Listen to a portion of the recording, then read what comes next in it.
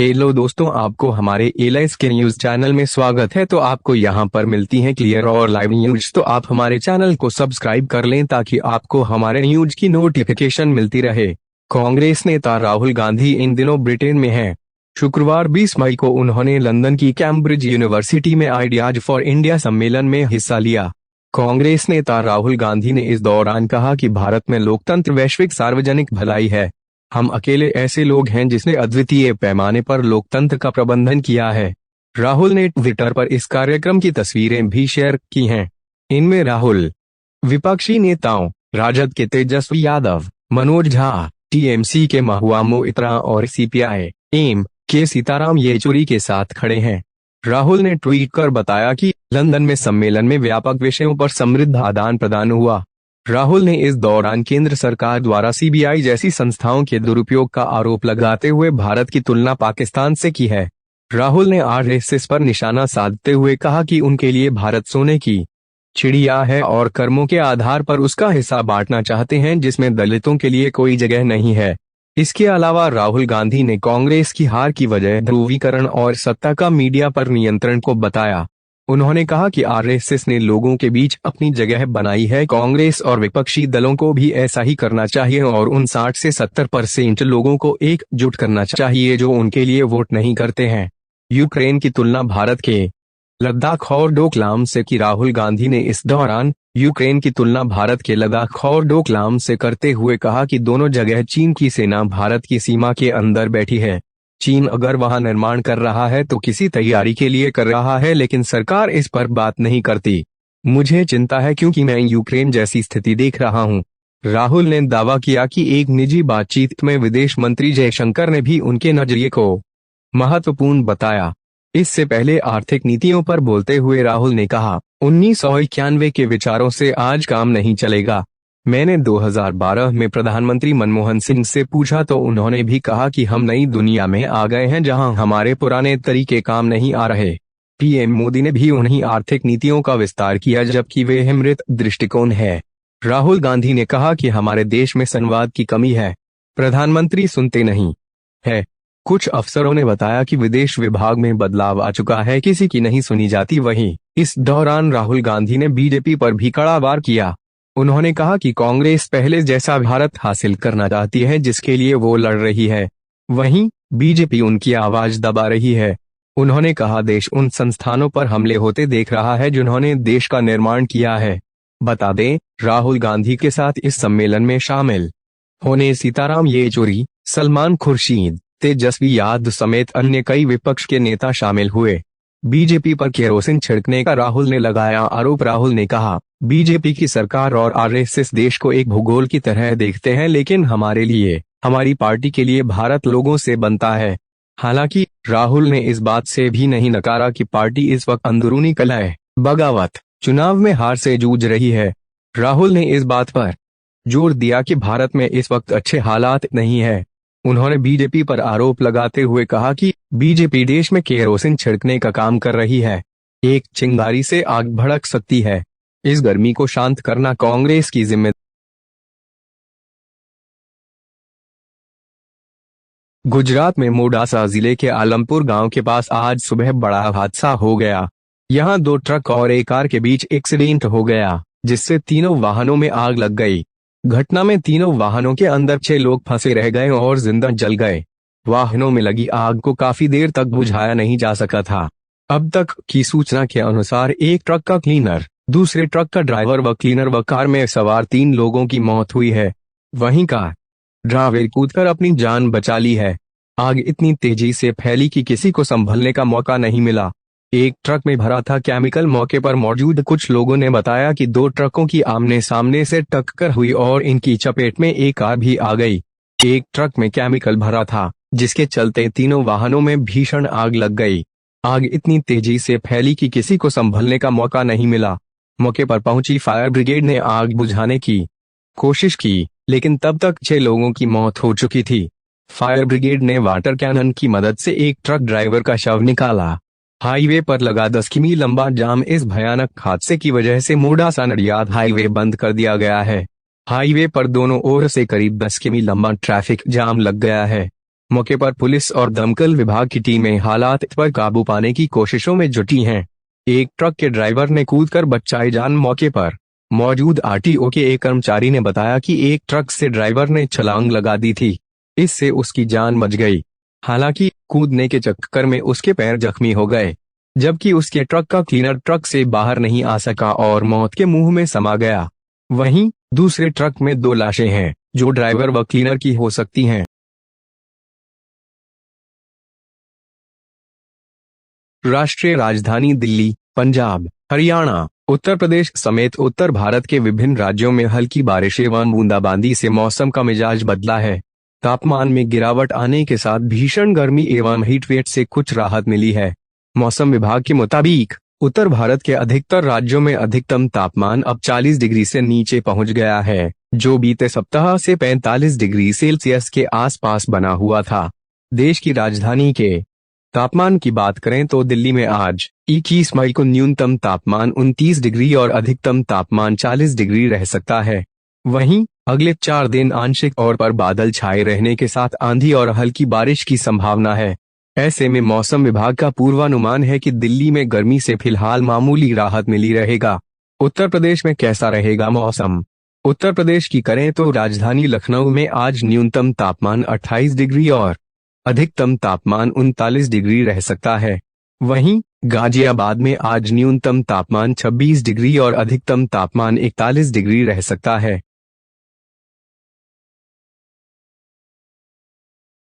34 साल पुराने road rage मामले में सजा सुनाए जाने के बाद पंजाब कांग्रेस के पूर्व अध्यक्ष नवजोत सिंह सिद्धू की बीती रात पटियाला जेल में कटी। उनको अब नया नाम कैदी नंबर 2,41,383 का मिला है।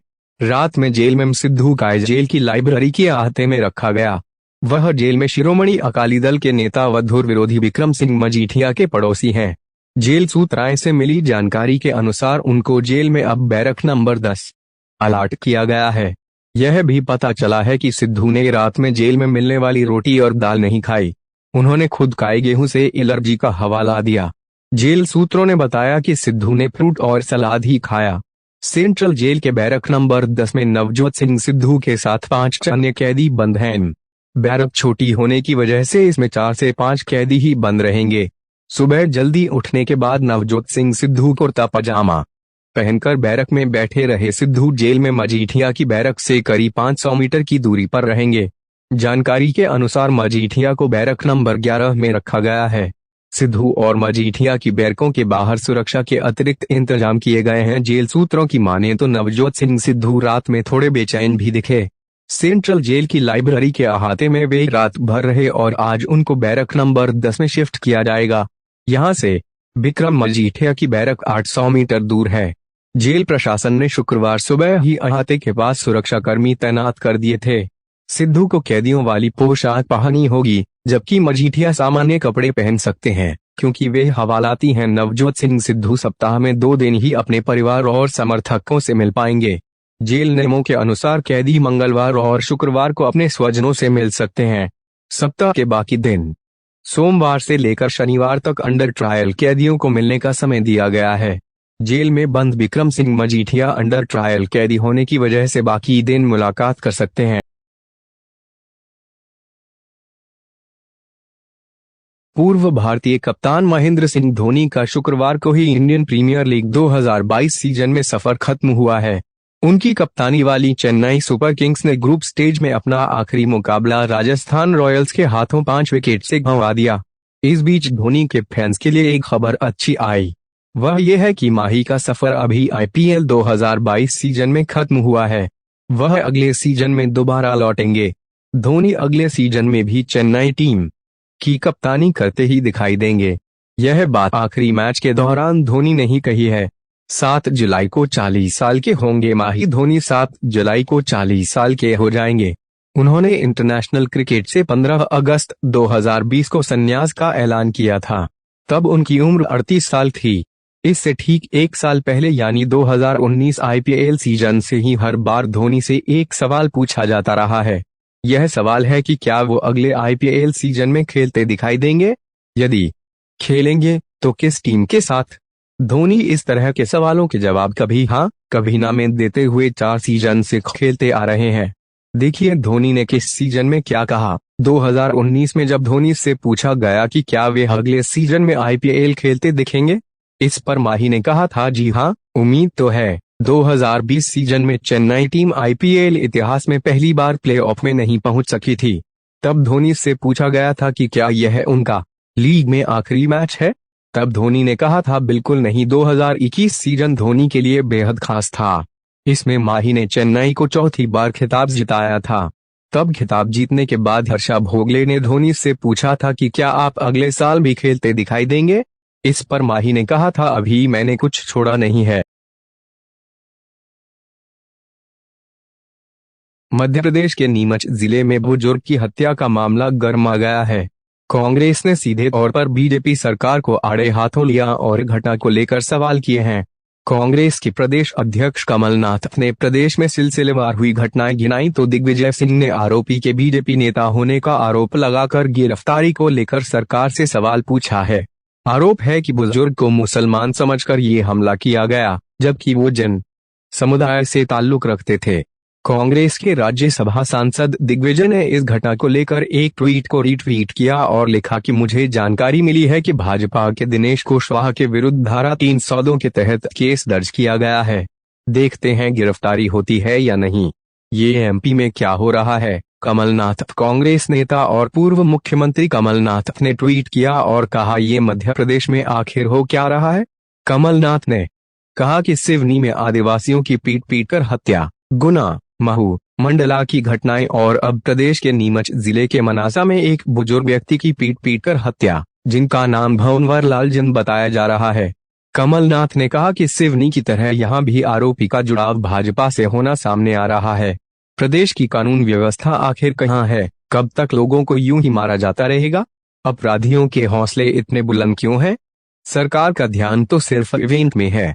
दिग्विजय किसी और धर्म के बारे में नहीं बोलते। इस सब के बीच अब गृह मंत्री नरोत्तम मिश्रा का बयान सामने आया है।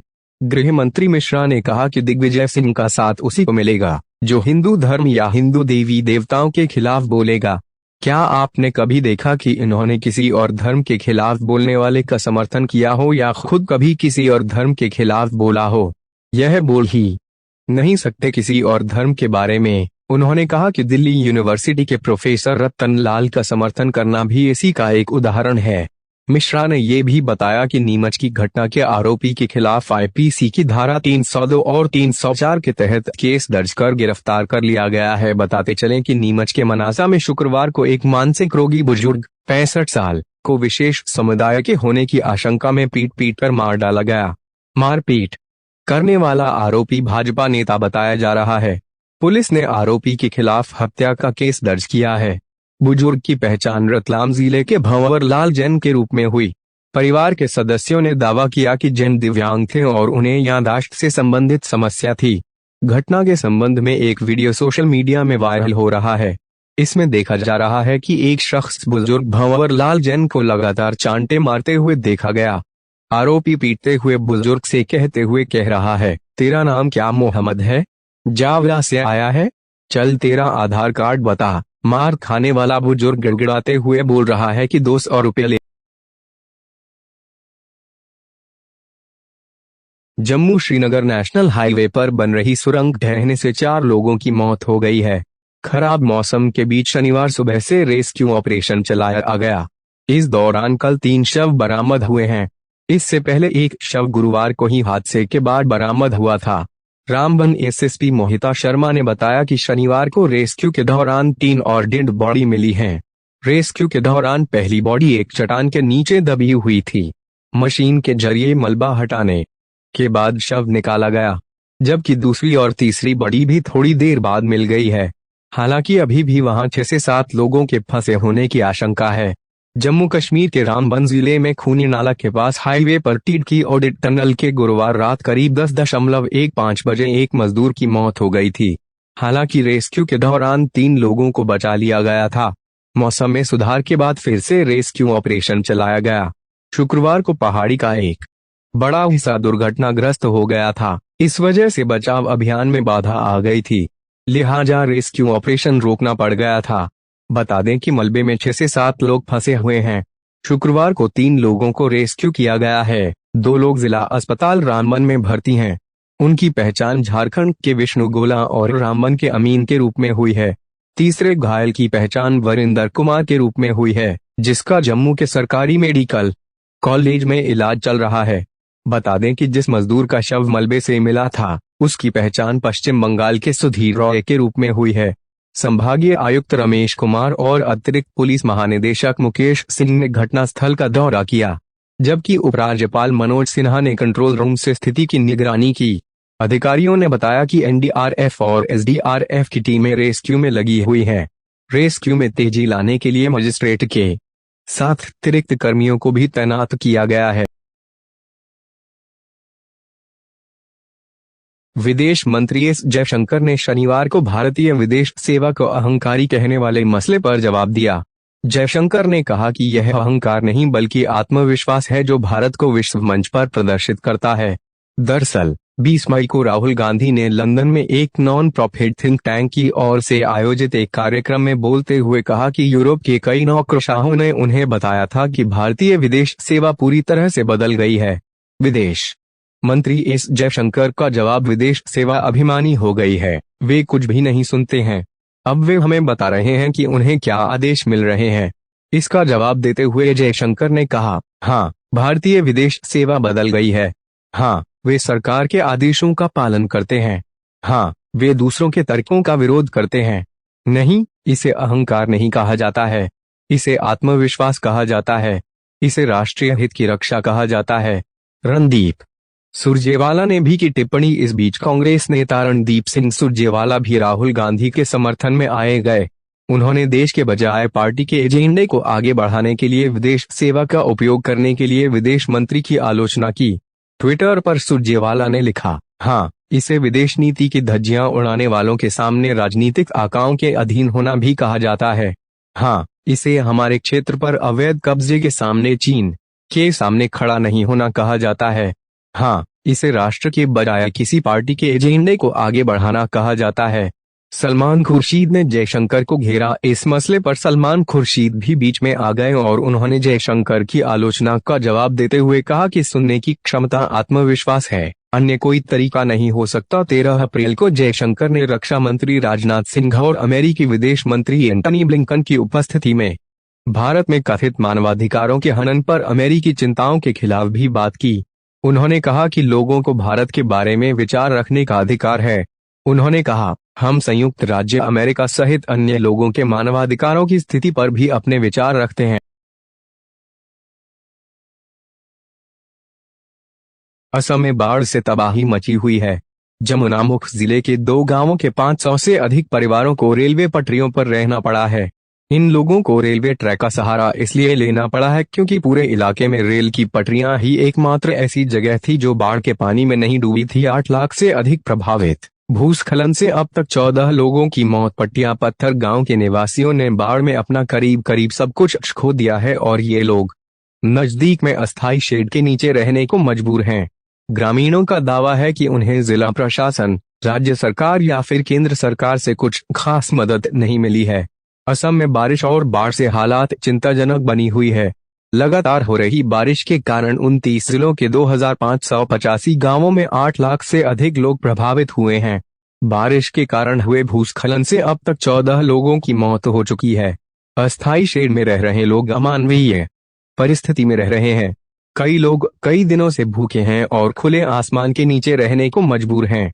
बाढ़ प्रभावित क्षेत्रों से 21,884 लोगों को सुरक्षित बाहर निकाला गया। लोगों ने मीडिया से बातचीत में कहा है कि बाढ़ के कारण हमारा घर बह गया है, कटने के लिए तैयार हमारी फसल बर्बाद हो गई है, हमें साफ पानी तक नहीं मिल रहा है, हमें पिछले 4 दिनों से सिर्फ एक वक्त का खाना मिल रहा है, वे भी कुछ अदब के चावल। सेना, अर्धसैनिक बलों और राष्ट्रीय और राज्य आपदा राहत बलों ने कथित तौर पर नावों और हेलीकॉप्टरों के जरिए बाढ़ प्रभावित क्षेत्रों से 21,884 लोगों को निकाला है। रिपोर्ट्स के मुताबिक 86,772 लोगों ने 343 राहत शिविरों में शरण ली है, जबकि अन्य 411 राहत वितरण केंद्र भी चालू हैं।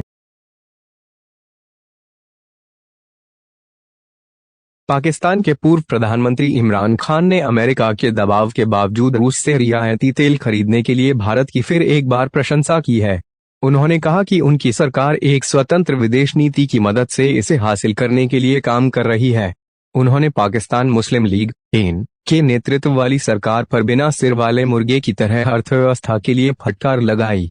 उन्होंने कल मोदी सरकार द्वारा पेट्रोल डीजल की कीमतों में कटौती की घोषणा की सराहना की।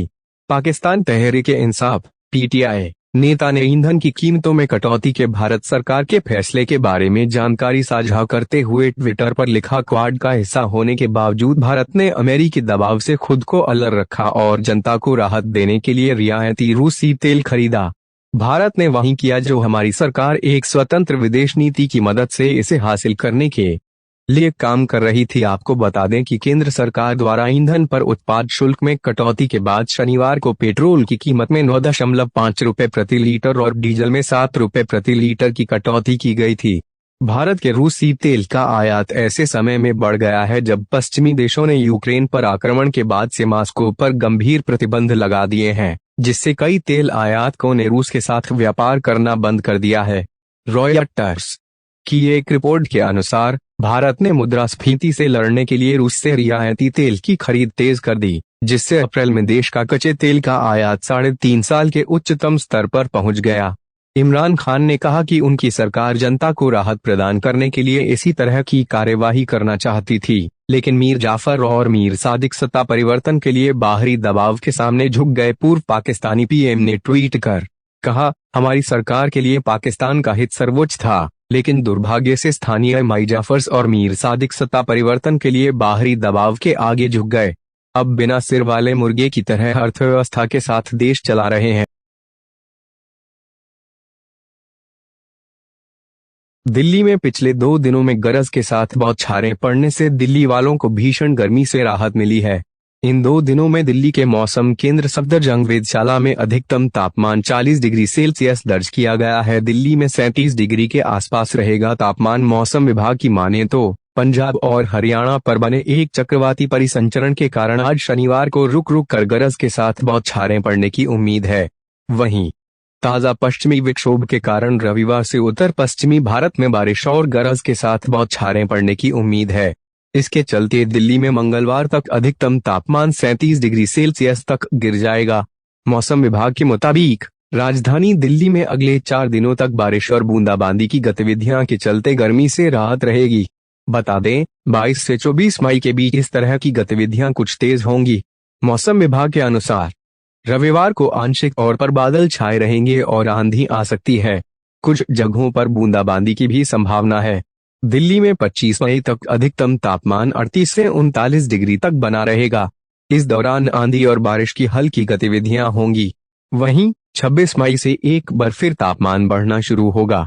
मौसम पूर्वानुमान एजेंसी स्काईमेट के मौसम विज्ञान और जलवायु परिवर्तन विभाग के उपाध्यक्ष महेश पलावत ने कहा कि एक के बाद एक पश्चिमी विक्षोभ गर्मी से रुक रुक कर राहत देता रहेगा।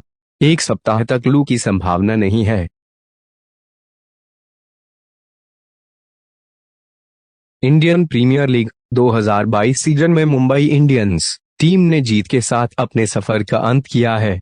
उसने अपने आखिरी मुकाबले में दिल्ली कैपिटल्स टीम को 5 विकेट करारी शिकस्त दी। इस हार के साथ ऋषभ पंत की कप्तानी वाली दिल्ली टीम का प्लेऑफ में जाने का सपना भी टूट गया। इसका फायदा रॉयल चैलेंजर्स बेंगलुरु को हुआ, जिसने दिल्ली की हार के साथ ही प्लेऑफ के लिए क्वालिफाई कर लिया है। मुंबई की जीत के हीरो टिम डेविड रहे, जिन्होंने 11 बॉल पर आतिशी पारी खेलते हुए 34 रन जड़ दिए। इस दौरान उन्होंने 4 छक्के जमाए। डुप्लेसिस ने किया टिम डेविड को मैसेज। मैच के बाद टिम डेविड ने खुलासा किया कि आरसीबी टीम के कप्तान फाफ डुप्लेसिस ने उन्हें मैसेज किया था। इस मैसेज में क्या था उन्होंने यह भी बताया। मैच के बाद टिम डेविड ने कहा, जीत के साथ सीजन को खत्म करना शानदार अनुभव है। पिच पर बैटिंग करना थोड़ा मुश्किल था, बॉल रुक करा रही थी।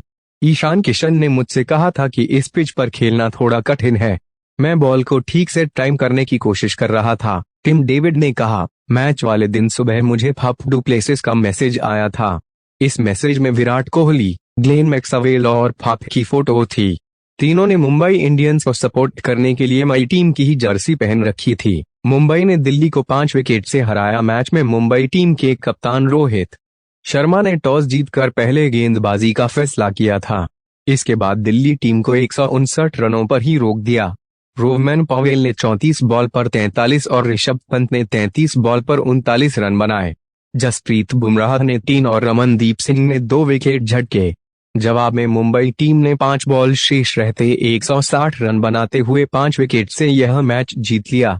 ओपनर ईशान किशन ने 35 बॉल पर 48 रन, डेवॉल्ट ब्रेविस ने 33 बॉल पर 37 और टिम डेविड ने 11 बॉल पर ताबड़तोड़ 34 रन बनाकर मैच जिताया। बुमराह को प्लेयर ऑफ द मैच चुना गया।